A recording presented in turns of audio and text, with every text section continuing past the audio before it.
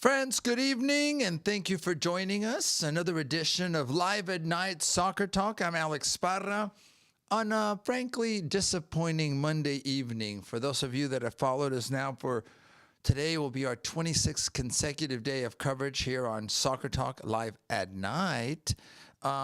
Disappointing because of the three host nations.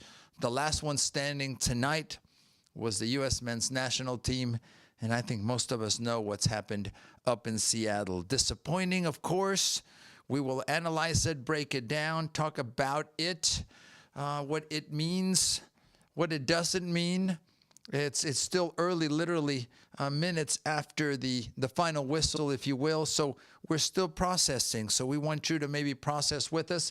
Talk about the good, the bad, and the ugly, to use that cliche, and its importance relative to a lot of things, not only international competition, soccer in the United States, soccer at the youth level, and are we getting there? Is it once again the era of soccer? It's coming. Has it arrived? Did it already arrive? So a lot to talk about. Before we go further, as we curated, I like that word, by the way, curated, our soccer ball collection, I thought about, well, you know what? Let's be optimistic. Let's see if the U.S. can pick up a win. This is the Questra, Adidas Questra, the ball from the 1994 World Cup, the only other time that the United States has hosted the World Cup competition. In that World Cup, Brazil first place, Italy, Sweden, and Bulgaria. We don't hear much about Bulgaria, do we?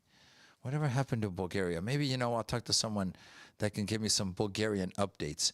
He gives me all kinds of updates, some of them from Bulgaria, some of them from weird places in Latin America. There he is, the one and only Don Enrique Vasquez. First of all, Enrique, good evening. How are you, sir? And then we'll talk about Bulgaria later, but how are you this evening? Are you feeling a little bit down? Well, Alex, I didn't know what ball you were going to bring out tonight, and I guess it all goes back to you. You brought back U.S. soccer from 1994, and that's what it looked like today offensively, right?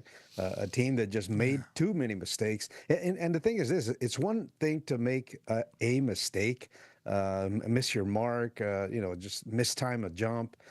The two of the goals that they gave up today were just, errors that just you see on a high school field. To let a ball bounce in the 18 in front of three guys and nobody clears it for one of those goals, and then what the Freeze does there at the end is just inexcusable. It's one thing to lose.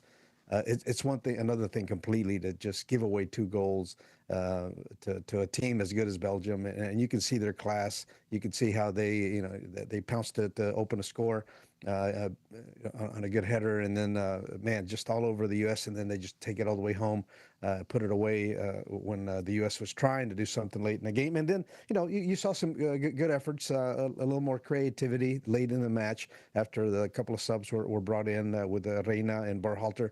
But overall, I mean, just those two mistakes, I mean, that just completely killed you. And again, going back to mistakes that the national team in 1994 would have made on a regular basis, and that just killed them tonight. Enrique, certainly a lot to talk about, and we'll get into how we're feeling. But I think maybe at the top of the show, I'm disappointed. I'm more disappointed. Let's compare it to what? I'm more disappointed in this loss than the loss last night that in Azteca, the Mexico loss. I think that we have gotten so accustomed to listen, this is Mexican soccer. This is where we're at. It'll take another generation for us to even hope and dream and think about not even winning the World Cup, but being in the final eight. Let's put it that way, right? Getting to that level. I really felt, and this talks so much about how this tournament is so difficult to gauge, Enrique Vasquez. I really felt the United States had a better chance than Mexico. Now, 24 hours later, from the Mexico-England match, and a few hours, not even, after the USA lost 4-1 against Belgium, it wasn't really even close. And this is a Belgian team, Enrique, that had struggled in the group stage, but they found a way. I'm deeply disappointed. My concern now is, the what is it? The balloon's been popped.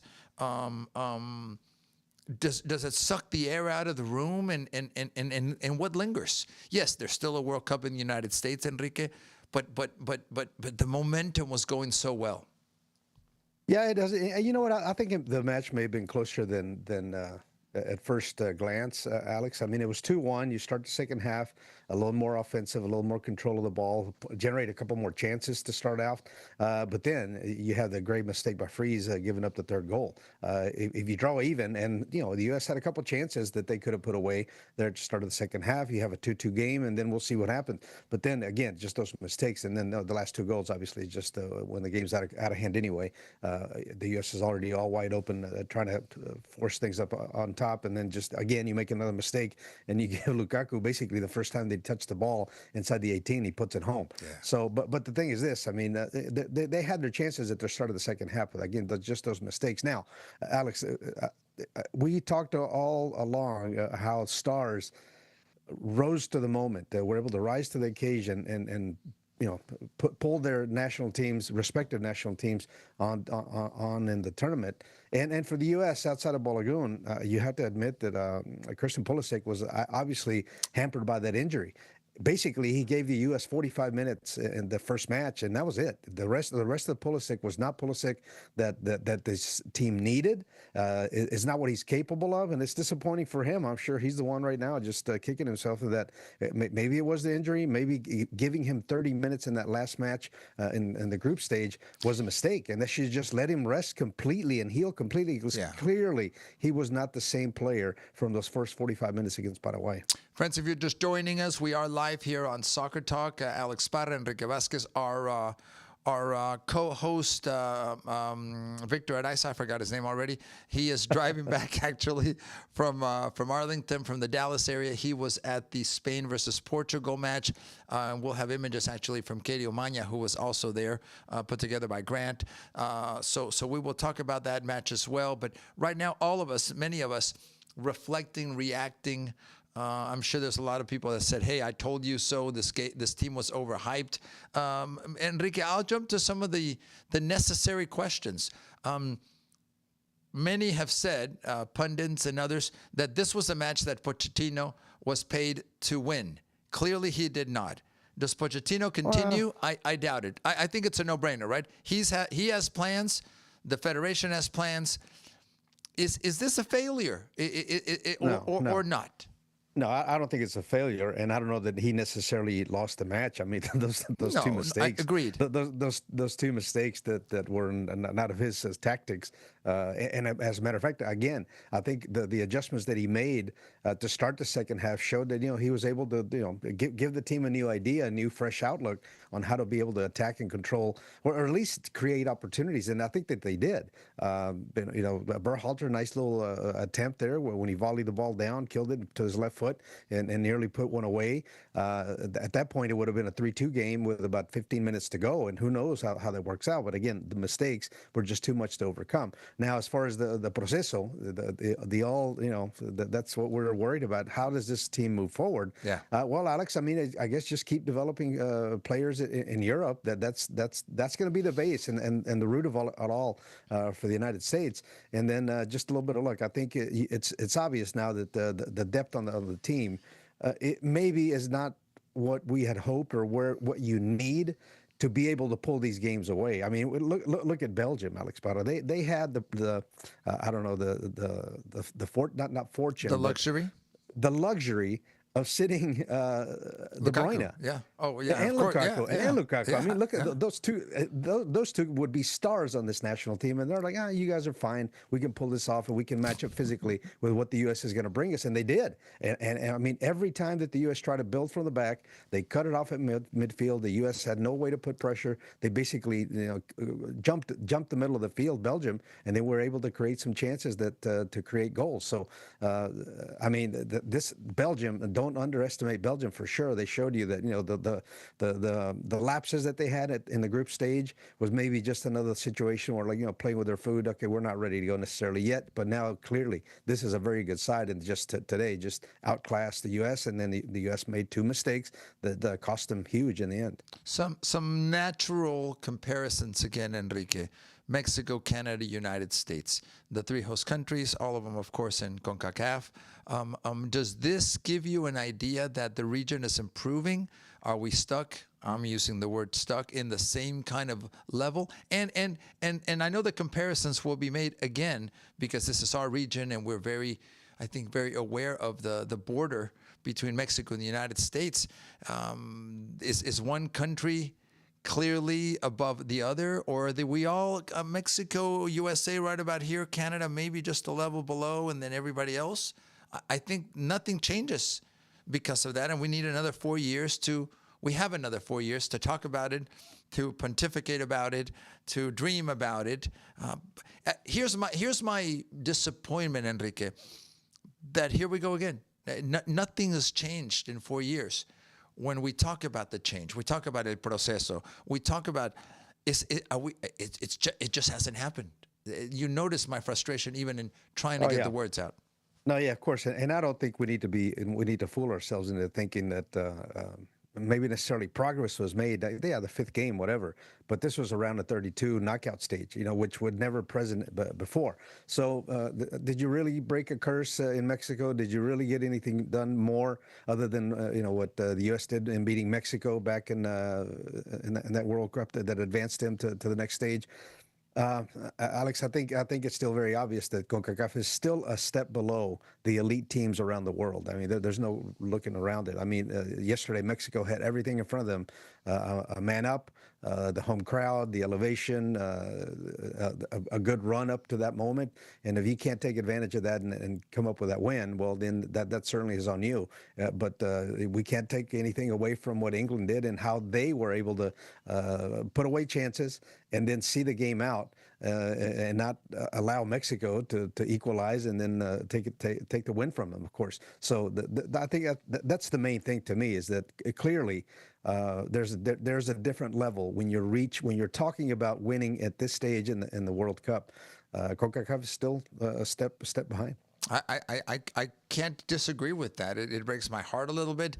We were talking literally 3 days ago about the potential of all three teams, Canada, United States, and Mexico, and maybe the hope versus the reality now, of course, is that none of them made it through to the final eight. We're still awaiting what's going to happen between Argentina, Egypt, Switzerland, and Colombia to round out those final eight. Tonight, friends, focusing on the United States and the match that just finished not too long ago in Seattle. The expectation, Enrique, also after the direct involvement from President Trump, I was a little hesitant yesterday. Well, let's I don't know, involvement. What do you mean involvement? Did he really go to the committee and say, "Hey, do this or else"? Not the committee. What's no, the not the committee. No. Yeah. Yesterday when we were discussing this, and I think it's a valid point to make, Enrique. We were we didn't. I certainly didn't have full information about what had transpired. That the red card had been rescinded, suspended for a year, so Balogun could participate. Outrage from Belgium, outrage from the international media because of, I guess, alleged tampering. Trump, and I heard him this morning saying, "Yeah, I made a call. I thought it was unfair. Quote, I'm very good at these things, but I didn't make a decision." And Gianni ran it through the process. I didn't tell people what to do, but that was my advocacy. Maybe that's a better word. He was advocating toward the removal of the of the red card. In spite of all that, it just didn't make a difference tonight, Enrique. And we talked about the motivation. I think Belgium had plenty of motivation and plenty of football today, by the way, as you've stated. That's a solid quality team. But why so much drama about this? I guess Trump was honest in many ways to say, yeah, I did this, where we know that, I believe we know that in the past, Enrique, other countries have attempted to manipulate and literally control the tournament. I don't think Trump's involvement, because he admitted to an involvement in making a call, did it cross a line, in your opinion? But involvement as far as how? I mean, that's the thing. I mean, what kind of influence or weight does He a picked call up. from He him? picked. He picked up the phone. He picked up the phone and made a call. So, and as Infantino mentioned in his statement, he receives calls from people like that all the time. It just happens so that this is Donald Trump, and obviously he's way out there in the media and social media. His X page has however many followers. So obviously that's going to get way more notoriety than anybody else maybe would have. I'm sure he wasn't the only one on the side of U.S. soccer to put in a call to FIFA, somebody, and say, hey, look this over. And apparently, obviously, somebody did, and they looked it over. But again, by the end, in the end, obviously, as it relates to this match, it was much ado about nothing, like you mentioned. But obviously, this sets a crazy precedent. And then actually, even last night, right, England after the game, he didn't want to go into too much detail about, hey, what is this going to be a possibility for us to debate this red card that we were able to, that we picked up here in this game, so that somebody could play and be available for the game on this weekend against Norway, against Norway. In the England match last night, so what precedent does that establish? Are we going to look at that red card for whatever reason? Obviously, that has repercussions down the road for FIFA in how they go about sanctioning or not red cards, and what's going to be the outcome there. But as far as again, the involvement of Donald Trump, to me, is just a guy that's loud and said something. I don't know that it had really too much weight. I don't know if I had picked up. First of all, I don't have Infantino's cell number to even call him up, Enrique. These are, I mean, this is the president of the United States, who again, his advocacy, he got involved because he had a point of view. Most people don't even have that ability to pick up the phone and do it. It appears to me, this is where the line gets crossed. This appears to me that Infantino and FIFA weren't even thinking of reviewing, that it was the knock on the door. Because he told him, in his answer, he told him that it was already in the process. He didn't say, "Oh yeah, let us start looking at it." It was already in the process of being reviewed. That's what Infantino and Trump have said, correct? Yes, they have both said that. Well, that's what Infantino said, that the play and the situation was already under review by that committee. Who that committee is, I would like to know. That we're not going to find out about that. But the thing is, for Infantino, his job, Alex, has to be a lot of shaking hands and kissing babies, right? That he gets calls like that, I imagine, from any number of people, in any number of people at the level of Trump, at the level of government around the world, because of who he is and what he's in charge of. So again, I can't imagine he's ever going to say, "Hey, look, I got this call for this game and that call for that game," and this throughout the year. And this has happened before. Is what I'm going at. Obviously, it has never happened at this stage where a red card gets suspended. But it'll be interesting to see how they handle any other cards that are questionable moving forward. Moving forward, the tournament now is without the three host nations, Canada, Mexico. Tonight, the United States going out 4-1, beaten by Belgium out in Seattle. And Enrique, circling back beyond the news yesterday and this morning of the red card being rescinded, the disappointment that many of us feel about the U.S. men's national team. Once again, I feel the following, Enrique, that we are.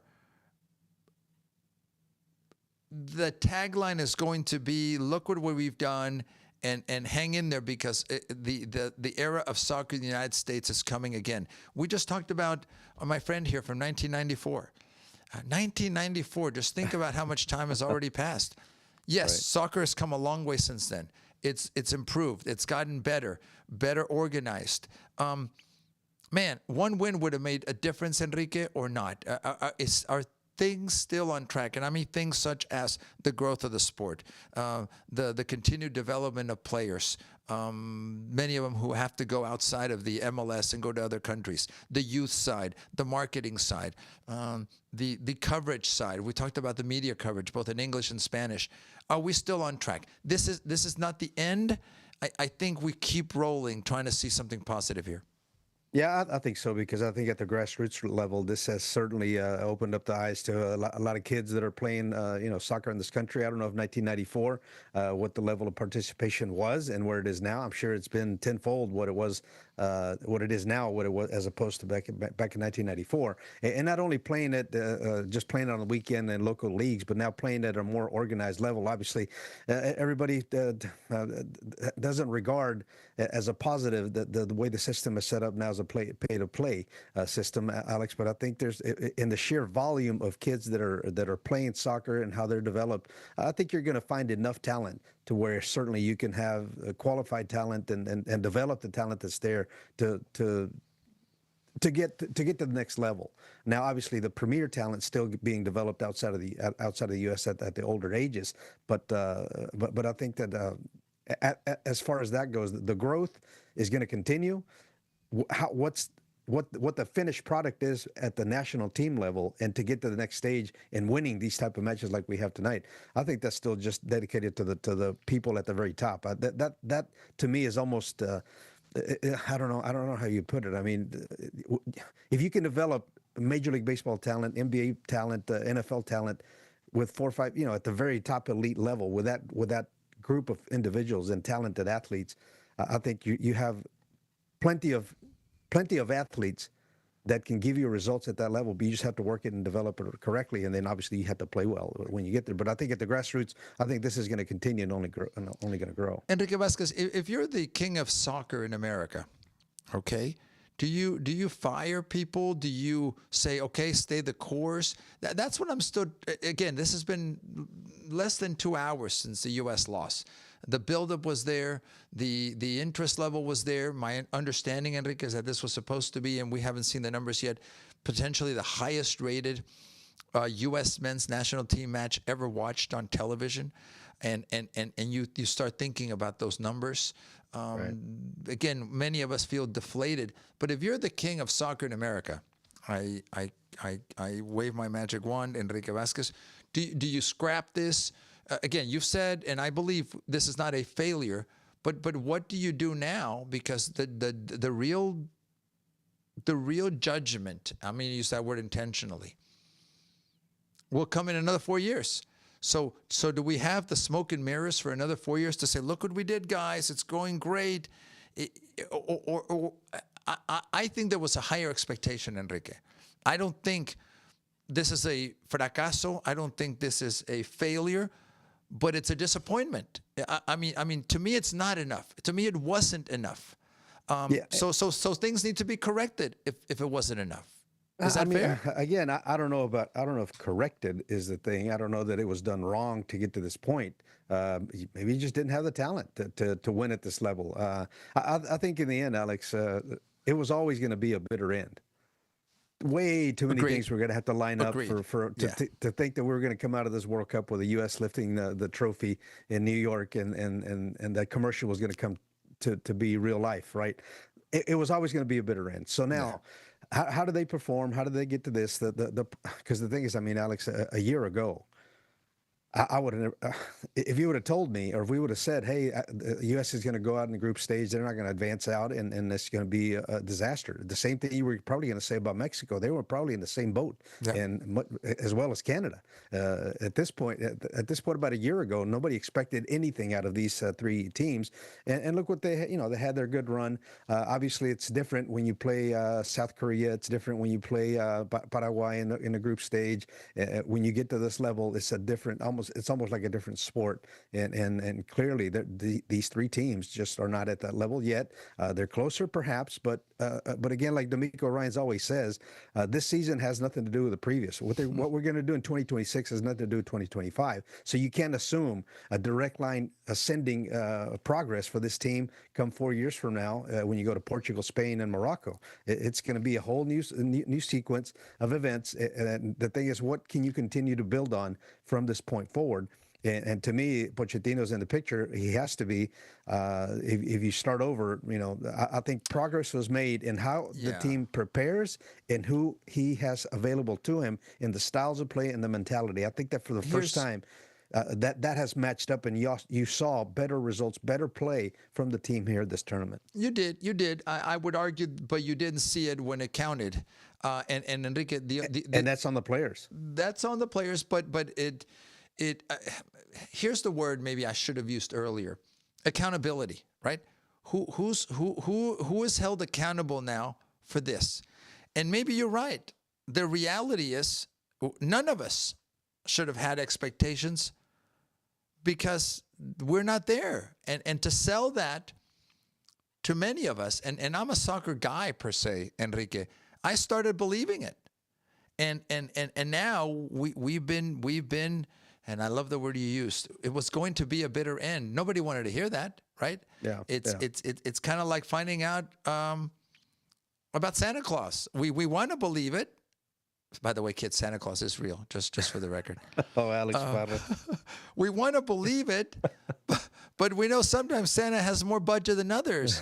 And sometimes, when you get your apple and your mochila, and that's your Christmas, and then the next year you get your bicycle and a couple of other items that are a little more pricey, your Rolex, Santa had a good year. And then you find out it's all smoke and mirrors. So I don't know if that's a good analogy, Enrique. I'm sure someone's going to write to me from the North Pole very upset. The elves are going to be after me. I feel that I fell into it, Enrique, and I believe that maybe more than I reasoned about it, and maybe I'm disappointed in myself. Yeah, well, it's hard. It's hard as a fan, to not start to believe, not start to see some things. This team coming together. Yeah. But again, from this level forward, you're going to see some very good soccer. You're going to see teams that may have a mistake, but then they find a way to recover. And the U.S. obviously tonight, not only did they not recover, but it turned into an avalanche. That things started going wrong here and there, and then eventually the game just completely got away from them. So in the end, I mean, it was a good run. It was interesting. They gave this country something that had never seen before. I don't really remember, Alex, the games in '94 and how maybe the stadiums were full, and obviously they were. But the walk today, the march that the fans had there in Seattle on their way to the stadium, the way that the country came together for this team and for just the soccer experience and all the matches. I mean, that was special. And we can't, like they say, we can't throw the baby out with the bathwater just because now all three CONCACAF and host teams are out. It was a successful event, and now we're in to watch a final group of matches that are going to give us some great entertainment. And I can't wait to see it. Unfortunately, Mexico, the U.S., and Canada will all be at home watching like us. Enrique, like in Houston, 100% successful. And I cannot poke holes, even if I wanted to. Naysayers can criticize, and someone that wants to find something will find it. And Houston, to me, a total success. We spoke about this yesterday. I spoke to Mr. Chris Canetti, head of the organizing committee in Houston, and an honest congratulations to him and to everyone that was involved. The tournament itself, I think, has been running very smoothly. So far, so good. Knock on wood. I don't want to jinx it. It's been I think, probably the best run tournament thus far by FIFA, and it deserves that. Now, I think you can also separate, though, the level of play. I think you can separate, and I like what you're going with this, if I'm reading you, a historical context to what happened in '94. the team in '94, Enrique, were still a team developing, did not have an identity or quality when it came to even the technical ability of every player on the U.S. team today. That's improved by leaps and bounds. Yeah, I can yeah. tell you that clearly. An idea of competing, not surviving, not hanging in there, not getting lucky. It was a true team, especially up to this game versus Belgium, that was attractive, that was looking to be aggressive, that was pressing, defensively solid. And then maybe all the bad luck hit today. You mentioned, Matt Freese and that awful mistake. I hadn't seen him so frazzled until that moment. And you ask yourself, where did that come from? Maybe it's his Harvard upbringing that did it. I mean, when you saw the initial play, I thought, okay, he got tripped. That's why he didn't swing his right foot and then clear it.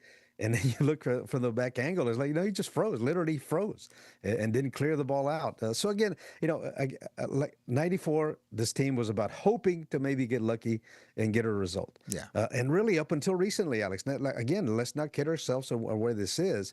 It wasn't until the last, what would you think, 4 or 5 years that maybe this team, if it wanted to, it could win on their own merits because of the soccer and the style that they played. It wasn't about being defensive, hoping for a counter, and striking, once or twice a game at the most. Correct. Now this team is getting to where it can play soccer, it can attack.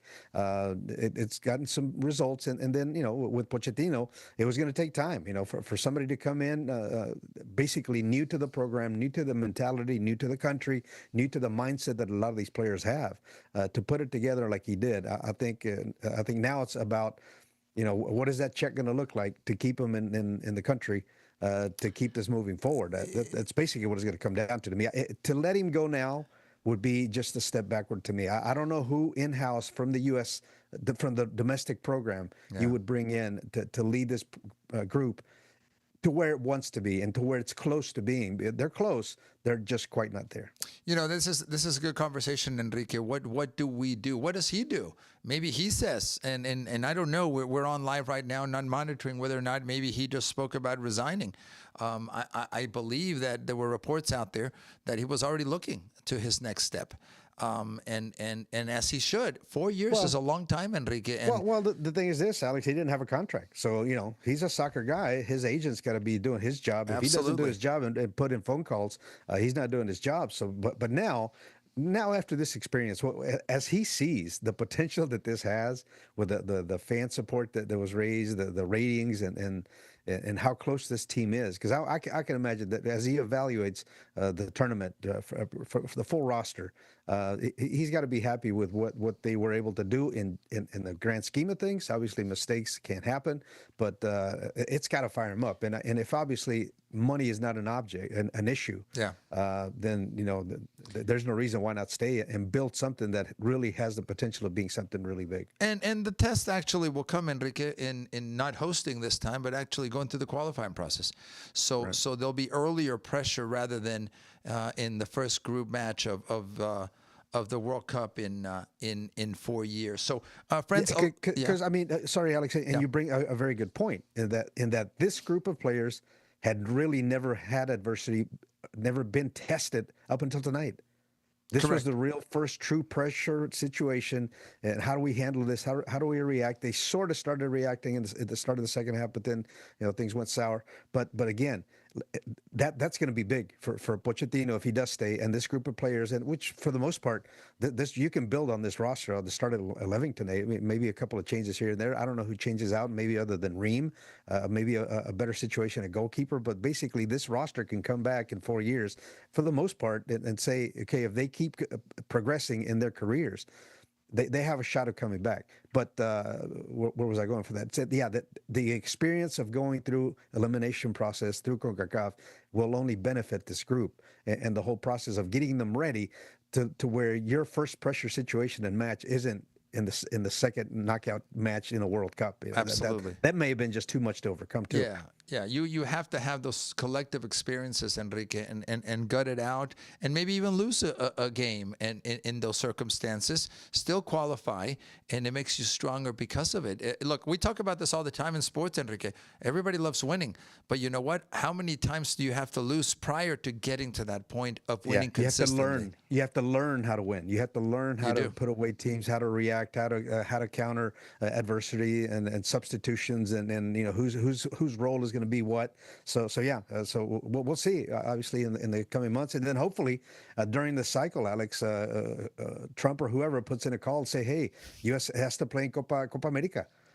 We can't go on just relying on a Gold Cup to do what that does. I don't know how much that builds on your program anymore. That there's just not enough juice there. You're basically playing against Mexico, maybe Canada, and maybe a fortunate team that gets on a roll. But for the most part, unless the U.S. regularly gets tested in South America, or even if the tournament comes here to be played, and why wouldn't you do it, Alex? It's happened before already. Why wouldn't you come back and do Copa America here? But the U.S. definitely has to get tested with that level of play, the premier teams in South America, for sure. Friends, we're talking about today's match, United States, Belgium. Belgium 4-1 out in Seattle. Earlier in the day, Enrique, we saw España taking on Portugal and CR7's potentially, you never say never with this man, last match, last hurrah at the World Cup. Enrique, any thoughts on the Portuguese versus Spain match? Literally in stoppage time, Spain, Merino scoring a goal. That was the only difference. By the way, we had our Arcadio Maña there at Dallas Stadium. We know it's AT&T. Any thoughts about this one, Enrique? Is this CR7's last hurrah?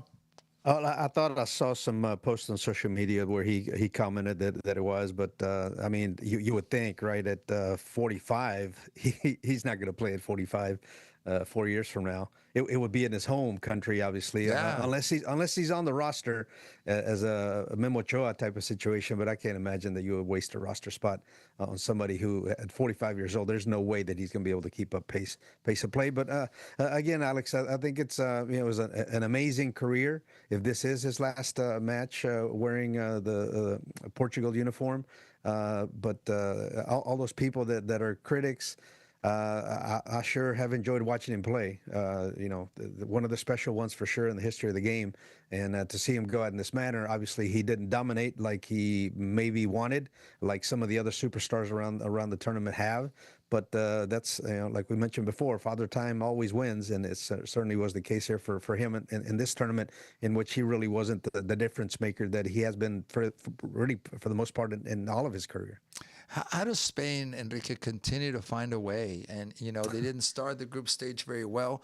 This is one of those countries. Now, this has changed a little bit because usually it's Deutschland, usually it's Netherlands that find a way to get to this final eight. España has done it, continues to do it, even with a cast basically completely different players than 8 years ago. A whole generation has come and gone. It's traditional. It's the testing that happens in La Liga and in other leagues, of course, and the quality of players that they have, and they find a way. Sometimes it's not pretty, Enrique.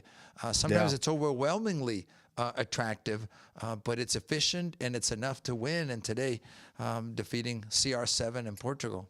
Yeah, and you go back to talk about how the program certainly has the roots and how they play, the mentality and the attitude that the guys have on the field, the sacrifice that everybody works. I don't know that if you were to apply this style of play to a team with a roster like Argentina, if it works, right? Because you need all 11 on the field to do work. And like Ian Dark on the broadcast today said, this is a style that's a death by 1,000 passes. And whether those passes are sharp and attacking with pace, with speed, overwhelming you, or if they just want to lull you to sleep and get you out of position by spinning the ball from one side to the other on the pitch. I mean, that works, and then when you have your chance, put it away. And there weren't many chances for either team today. But Spain, again, they find a way to win because they know how to win, Alex, and that just takes time. But as long as you have that mindset of what's our style of play, that identity, and it's engraved in whoever it is, whether it's the first guy on or the 23rd guy on the roster, these guys, I mean, it's about putting the ball in the net, and they always seem to find a way. So now we'll see what they do moving forward. Speaking about moving forward, Enrique Vasquez, we're now getting a better picture of the final, for sure, the final six right now. They'll be complemented by two more teams. Enrique, I'm going to go out on a limb again, and I think we've been not so accurate on this. I think Argentina and Colombia make it through, in my opinion. And you have some formidable games coming up here. France, Morocco, Spain, Belgium, Norway, England, and to me, it should be Argentina, Colombia. But I don't want to get ahead of myself, and we'll talk about tomorrow's matches. Still yet to be played in the round of 16. But how do you see the bracket, Enrique, as it continues to move along? Well, obviously now it's going to be down to when you get to the round of 8, coming out of the round of 8 to the semifinals. Only one team from South America or the Americas left in the tournament. Dominated by Europe and Africa, a couple of nations, or Morocco, of course.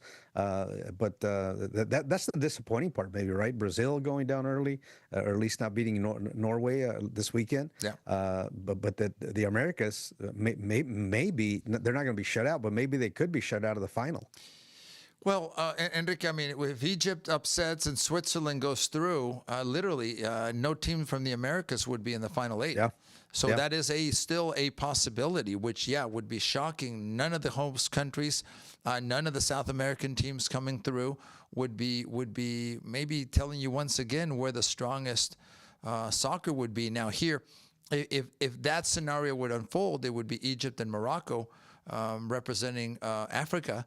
That would be something to really talk about relative to world soccer. Morocco, not so much a surprise, as you know, they were 4th place in the last World Cup, so not a shocking surprise. But their pathway right now takes them through France, and to me, the French are still the favorites, in my opinion.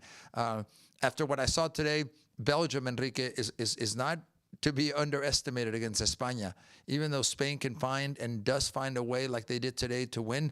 But if Belgium plays like this, Enrique, they had moments where the movement, the support, the pressure on the United States was too much. Then you talk about Holland and Norway, and that man, Enrique, by himself, taking on anybody. He knows how to put the ball in the back of the net, period. And he's a specialist. My expectation, again, is that Messi and company will continue moving through. But the magic barely held up, Enrique, in the last game. And you just never know. But we're not predicting yet, Enrique. I'm not going to force you to predict any matches yet. We'll do that here in a little bit when we talk about tomorrow's matches. But any other thoughts on the bracket? Well, no. I mean, other than the disappointment of the U.S. losing Mexico again, and getting to listen to some of the guys, and then last night some of the press conference with Javier, basically being proud of the guys and what they accomplished. Again, I think overachieving to a degree, right? And then last night just not being able to take advantage of a golden situation.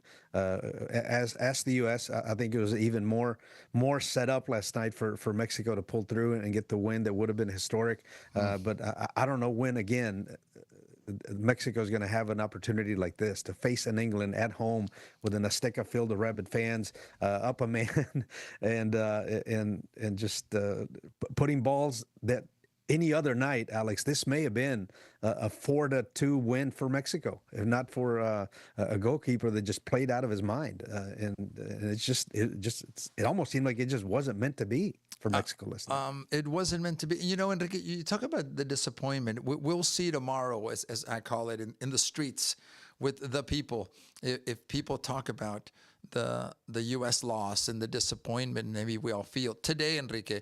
I'm going to say I was out and about in different places, getting close to people that I don't know, and whenever I saw a Latino face, we kind of looked at each other, and I said, "Where are you from?" They would tell me Mexico, and we just shook our heads, right, in disappointment. Random strangers. I'm not just going out and finding random strangers.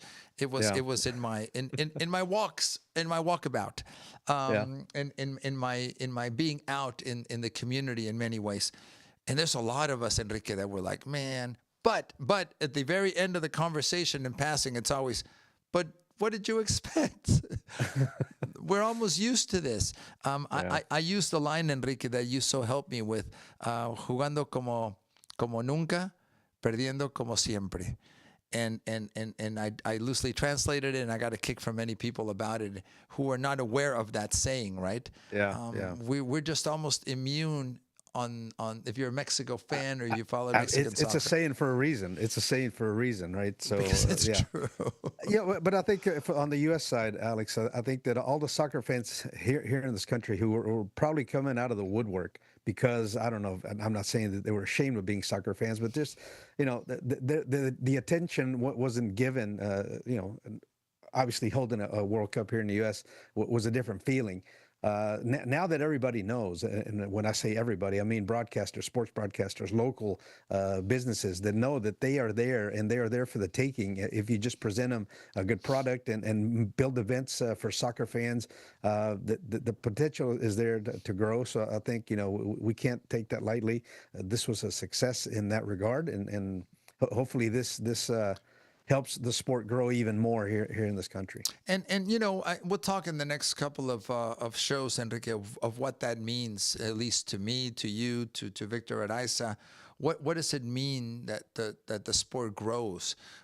Is it more involvement on the I'm going to say corporate side? Is it more? One of the big questions, Enrique, is U.S. soccer's role in all of this, in hiring the leadership or voting in the leadership, in the partnerships that U.S. soccer has on the professional side, certainly how they run the youth side and the programs that are being run there. Often, Enrique, and I don't want to go off on a tangent too much tonight, often I feel that U.S. soccer's goal, meta, as the word we use in Spanish, the goal is what happens at the World Cup. I frankly disagree with that. I think it has to be about so many other things. Developing on the youth side, growing professional leagues, having a pathway for those that deserve it and need it and earn it. And you know what? Yes, another goal should be, what does our national team do on the men and the women's side?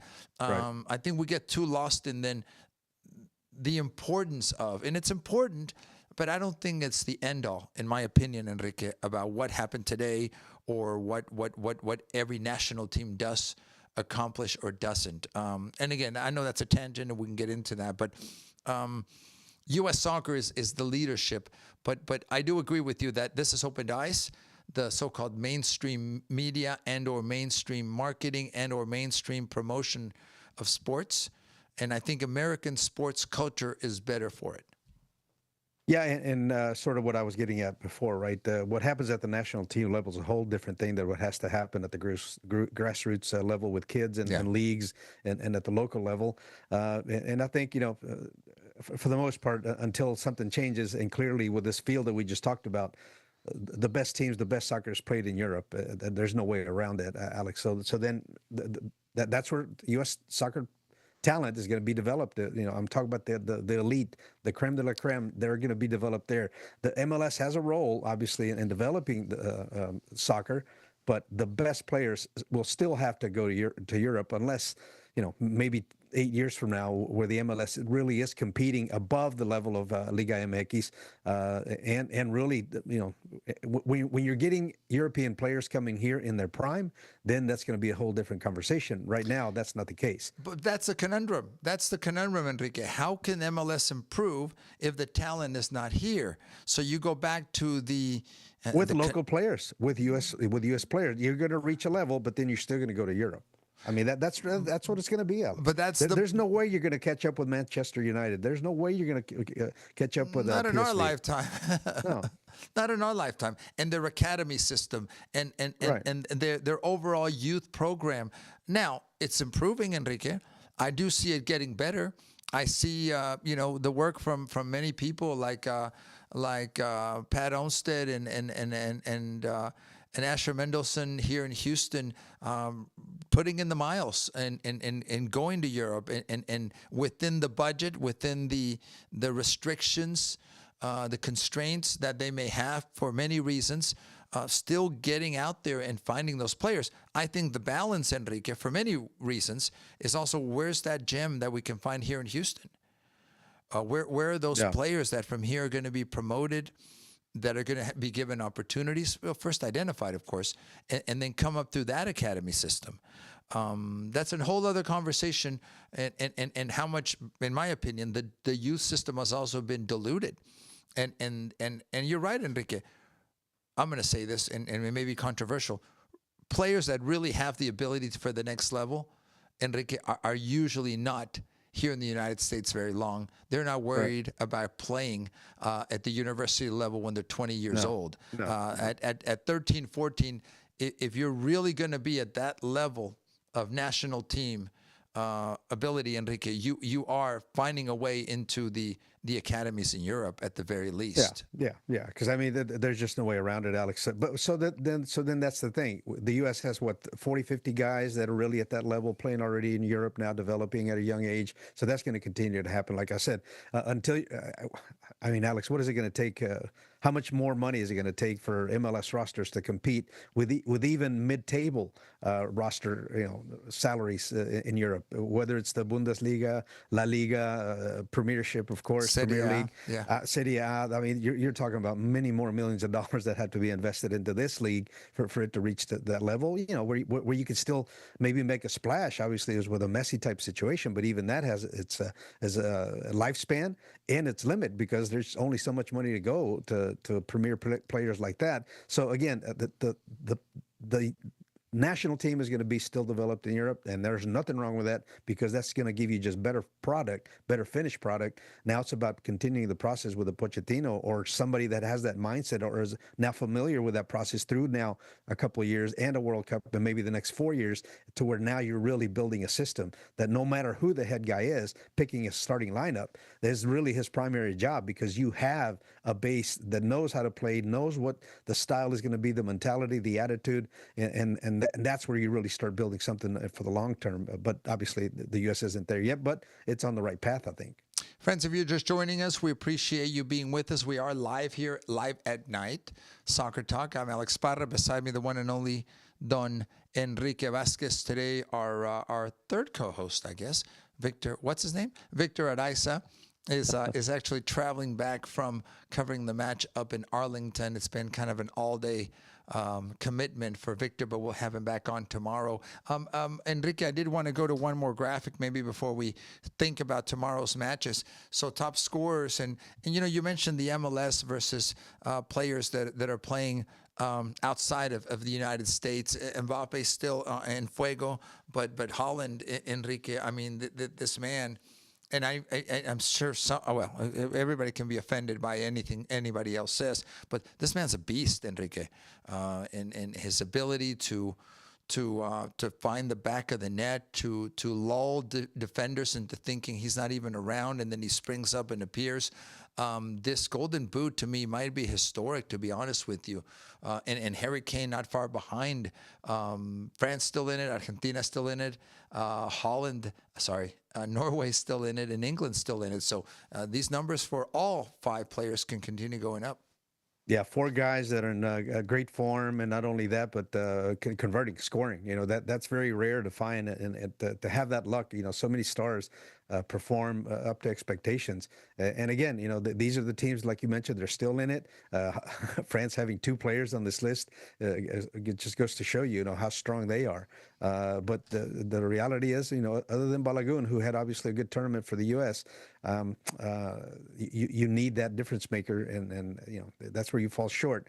And that's why these teams are led by these guys and are still playing strong in the tournament. And now the U.S. and Mexico are back home watching. The stars that shine, especially during big tournaments. Let's talk a little bit about mañana, tomorrow. Enrique Vasquez, Argentina, who got through their last match. Will they struggle against Egypt? Does this actually make them stronger now that they've faced a little bit of adversity? How do you see that match? And then can Colombia find a way to beat Switzerland, who have, I don't want to say quietly, but certainly without making a lot of noise, so I guess I'm contradicting myself, have gotten to this point, but Colombia's having support. Colombia's riding a wave that could continue taking them here to the final eight. Alex, I think we may be the curse for who we're going to pick to win. We haven't been Let's pick the opposites. too correct the last couple of nights, but obviously you would think Argentina is going to pull through. They're the better roster. Colombia, they've been playing well. I'm picking them to win, but Yeah. obviously the last 2 weeks, the last two nights, I haven't had too much luck Success. on my or success in my picks. But you got to go with Argentina, Colombia. You do. I mean, I can't disagree with that, and what that means then to not getting ahead of ourselves a little bit, but the bracket as you see it in front of us, and how all that is coming together, regardless of tomorrow's matches, which are hugely important. Enrique Vasquez. I think this World Cup certainly has had it all. We spoke yesterday, and I wanted to localize it now. In Houston, I'm seeing energy from a lot of people that are following, even now that the U.S., well, it's been hours since the United States lost. Do you think this deflates it a little bit, Enrique? Do you think Shell will fill up again with anybody? Maybe for the World Cup final, you think there'll be a viewing party that draws over 20,000 people? Or have we peaked here in Houston with the matches now done at Houston Stadium, with Mexico and the United States out? Is locally, are we kind of done, other than, and it's still important to have Fan Fest and to have ongoing events to finish up the World Cup? Have we peaked here in Houston relative to this World Cup? Now we'll talk about the legacy and what comes next. Yeah, well, certainly. I mean, I would like to see a nice crowd there for Argentina, Colombia, if they were to advance out of tomorrow. That would be a very, very good match to go on to the semifinals. So maybe there's one more of those watch parties there in the building that's going to give us a nice crowd. I don't know if 20,000 is feasible, but maybe so, right? Colombia travel very well for the tournament for the most part. So, and there's a very good contingent of Colombians here in the Houston area. So maybe that's another opportunity to have a cool experience there in the building, to live the World Cup miles away.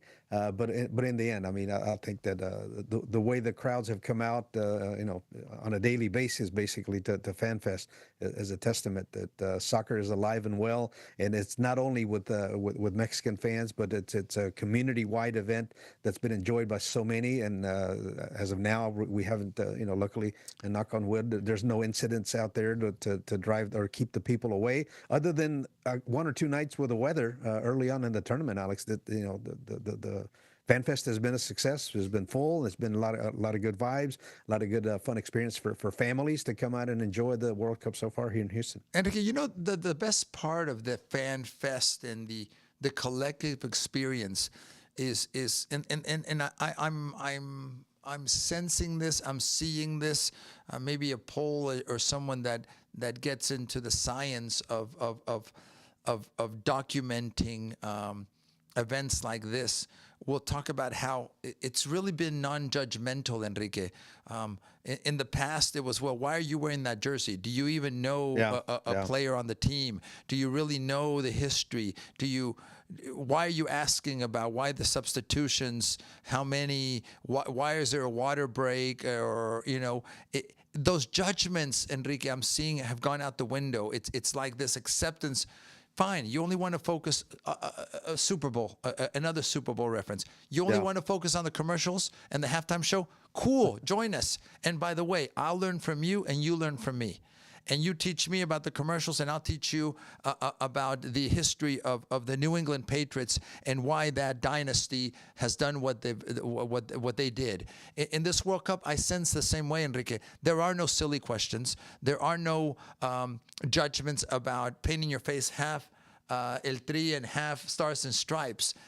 It's been so positive in that sense. That's unique. That's the first time I've really seen that in this country relative to the sport of soccer. In this country and in Mexico as well. Again, looking at social media posts after the game last night, where English fans were walking out and they were being congratulated by Mexican fans, sharing in parties and celebrations after the game, even though Mexico had lost. So that's pretty cool to see. That it is. We haven't had those type of incidents on a grand scale, and in a scale that unfortunately soccer is infamous for, right? That hasn't been the case so far. That there's been the love for the game from both sides, whether you were the home crowd in Mexico or the visiting crowd, and of course being that Mexico was successful up until last night at home, whether it was in Mexico City or in Guadalajara. It was good to see that people were behaved and the sport. The good sportsmanship was abounded everywhere. So, and here in the States, obviously, that was the case as well. But going back to your main comment, is like, right? Yeah, it's been an open arms welcoming to the world, and that's also been a part of what is going to be the story of this World Cup once it all wraps up.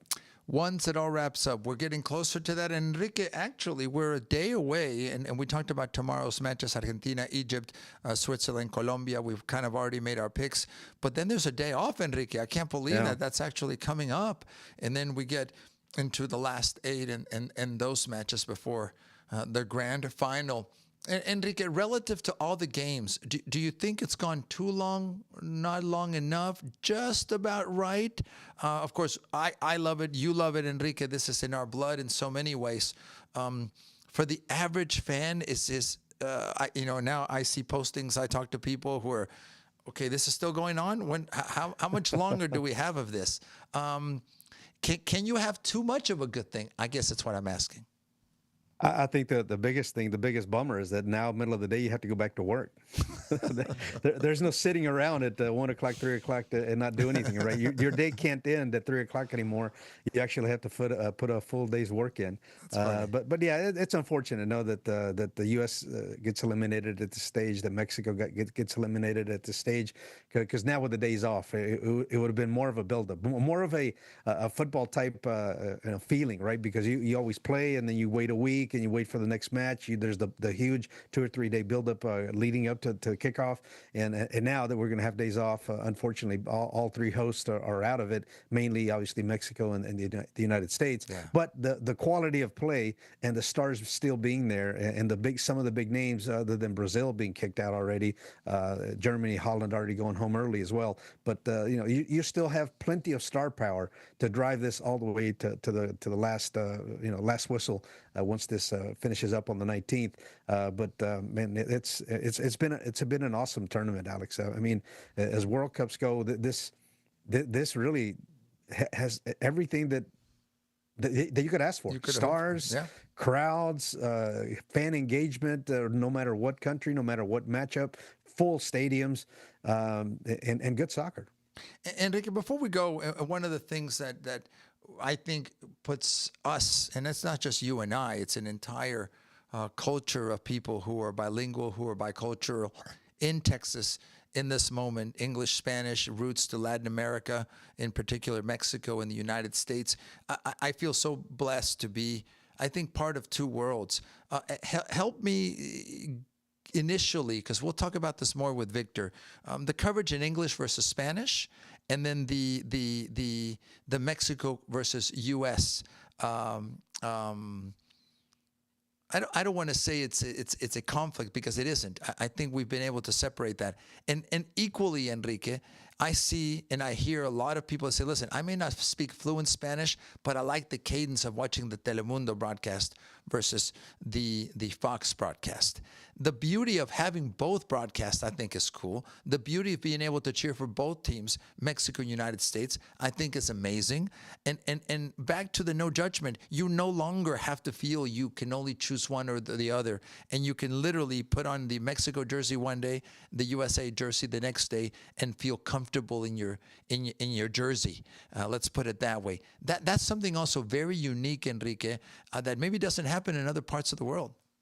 Yeah, and obviously with the use of technology, I've had the opportunity to listen to the BBC, TV Azteca, obviously Telemundo, Fox on the English side. So because of that, you get a taste of the viewpoints, and not only game coverage, but just coverage of the post games and pre games, and how they present all these matchups. And they are different styles. Obviously, we live it all the time. I get asked all the time, how do you call a touchdown? Well, I call a touchdown a touchdown. It's a touchdown. It's not a goal. I don't know why they expect for me to holler goal when the Texans score across into the end zone.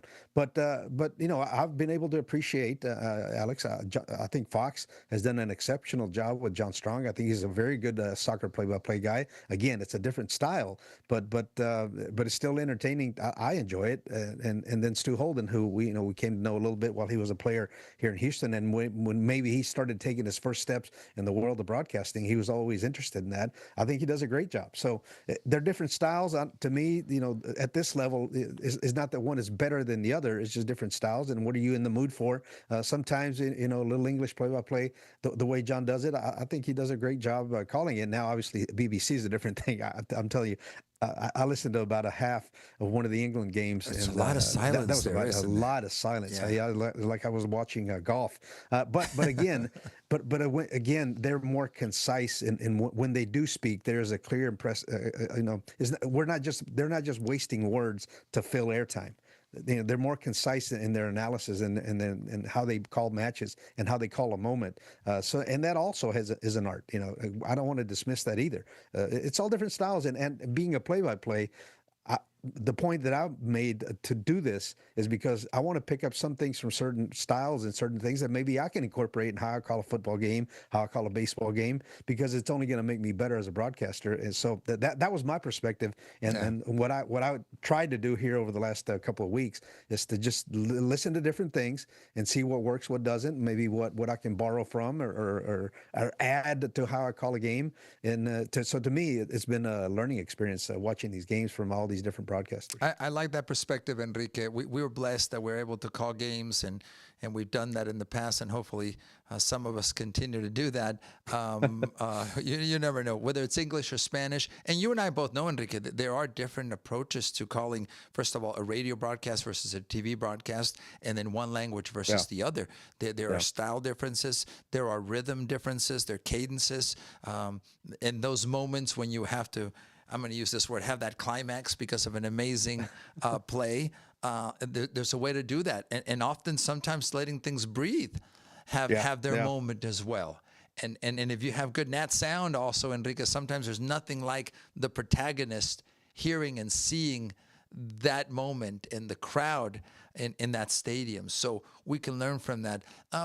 The second part of the question, Enrique, Mexico, United States, our cultures are so intertwined in so many ways.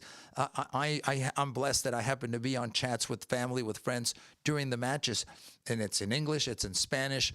Jokes are going across. Some maybe I'll get in trouble with one day if they ever come out in the public, what I consider jokes. But my point is, it's a safe space, I'm told, so nobody's recording these things. Yeah, that's what you think anyway. That's what I think anyway. And how we learn from each other. Oh, I didn't know what that was. And then someone, will chime in English or Spanish. By the way, in the groups I'm in, it's always coming back to food or in some way, of course, right? That is something that didn't exist, Enrique, in '94 as much. That's something that didn't exist back in the '70s and '80s when I first came to the United States, because it was that's something, I'm going to use this word, something alien, something foreign, soccer. Yeah. I can't get into that. I don't understand it. Those days have changed. If nothing else, Enrique, forget today, United States losing versus Belgium in Seattle. If that continues to improve, the cultural side of coming together because of the sport, we're certainly ahead than we were. No, yeah, absolutely. And really all you need is an open mind to try maybe a new sport in some cases. Yeah, there's some people that I know of that are relatively new to soccer or just know the basics. Certainly now when you see that soccer is a worldwide sport, that there's world-class players coming from all walks of life, all parts of the world. It gives you a new perspective, right? Everybody always talks about how the World Series of baseball is really the World Series of baseball. But, when you have the best players coming here, well, yeah, you can see why it's been called that. But, yeah, this is a different thing. And keeping an open mind and how, how different cultures celebrate and enjoy this game. It gives you something new to learn, and the moment that you stop learning as an individual, Alex, I think that's that you've done something wrong. The beginning so of the open end. mind, the beginning of the end. So keep an open mind, keep enjoying it, and unfortunately, no more U.S., no more Mexico. But this isn't going to make this tournament any less interesting as you move forward through the round of 16 now. I could not have said, well, sure, I could have said it better, but I'll go ahead and let you wrap it up in that way. Enrique, it's always great to be with you, friends. Thanks to all of you that follow us. Thanks to Victor. Thanks to Katie. Thanks to Grant, our production staff that make all this possible. At the end of the day, you get to see our faces, but there's a lot of people, friends, that are behind this, making it a reality. Today, our 26th consecutive day of coverage, and you can tell I'm falling apart even more than normal. So we'll keep this going. Enrique, a final word as we look forward to 2 more games tomorrow, then a day off, and then the quarterfinals before we hit the semis. I'm not the best of lip readers. I remember seeing Javier Aguirre tell something to Gordon right as they broke the hydration break in the second half. Hey, Gordon. And he told him something. I think he said thank you. Yeah, thank you. That's what it was. Something and like that. With a laugh. Obviously, I think they have some previous experience together. And one of the teammates on the English side looked over and started laughing, because he told them that. But then today, after the match, you can see Pochettino pull the guys in that circle. You saw it at the end of the broadcast, and he told them clearly, keep your heads up. Obviously, the result wasn't what they wanted tonight, but keep your heads up. They did something special, and they're building. Like I said, for the most part, this roster could maintain. I could see them remaining intact for the next 4 years, and maybe not. They're going to all start. I'm not telling you they're all going to start game 1 of the next World Cup, but there will be some tournaments and some moments here in the next 4 years that are going to help keep building on what they accomplished here over the past month, Alex. So we're not going to throw it all away. They gave the country something to cheer for, something to cheer on. But clearly, there are bigger things that can be accomplished, and we'll see. And that's the fun in sports, ultimately, right? Only one team, only one country is going to be happy at the end of this tournament. But that doesn't mean that all the rest of us that aren't going to be directly backing that winner can't enjoy what's been on the field so far, a very successful World Cup. Wise words, Enrique Vasquez, and I'm still a little down and disappointed. I know that we'll continue the postmortem as necessary relative to the teams, not only United States, Mexico, the tournament itself, what's transpired in Houston. I'm sure there's more news to come out. Maybe no more presidential calls. Who knows? Maybe the leaders of other countries will make those calls to have an influence, with lobby, some kind of involvement, if you will. But maybe Harry Kane can call Trump and he can call Infantino to get the English player back in. Hey, if it works once, why not try it again? So we'll see what comes of all of that. But friends, at the end of the day, we appreciate all of you that follow us. Thank you for continuing to grow our numbers on social media. We really appreciate it. Enrique Vasquez, thank you for being with us. Hopefully we'll have more talent tomorrow with Victor coming back. Reinforcements, Alex. We need reinforcements. That's exactly what we need. Substitution. I'm going to pull a hamstring if we keep this up at this pace. That's right. No, we don't want that. Enrique, you're amazing. Thank you, sir, for being with us. Friends, thanks to all of you. Enjoy the rest of your evening. We still have a few hours before it's morning. Continue to follow us. We appreciate it. And continue, as Enrique said, regardless of who's in the tournament, enjoying the rest of the World Cup. On behalf of all of us, on behalf of Enrique, I'm Alex. Thanks for joining us. Have a great evening. Until tomorrow. Buenas noches.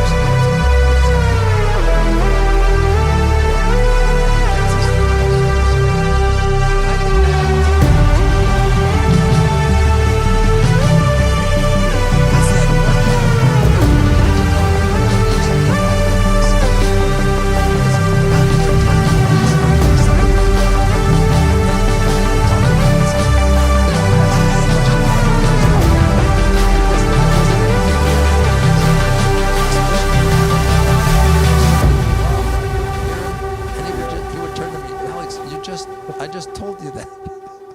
Yeah. I'm like, oh, okay. That's weird.